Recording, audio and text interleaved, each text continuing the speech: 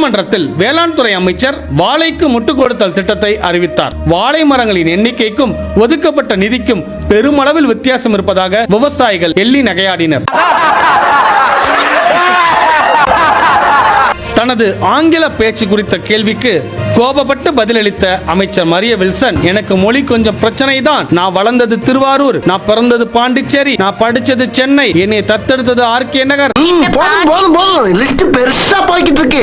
என்று வழக்கமான தமிங்கில மொழியில் பதிலளித்துள்ளார். முடியல. கோவை கல்லூரியில் 3ஆம் ஆண்டு படித்துக் கொண்டிருந்த கள்ளக்குறிச்சியை சேர்ந்த அமுதன் என்ற மாணவர் போதைப் பொருள் விற்பனை குறித்த தகவலை தெரிவித்த காரணத்தினால் 20க்கும் மேற்பட்ட கும்பலால் அடித்து கொலை.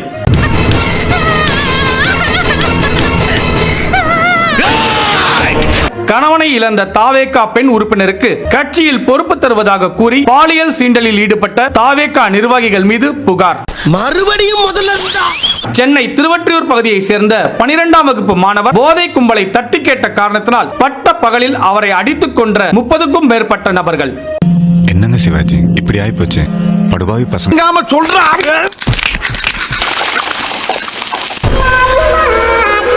இனிய முன்னாடி ஒருத்த நிக்க கூடாது. அவுட். Be careful. என்ன சொன்ன?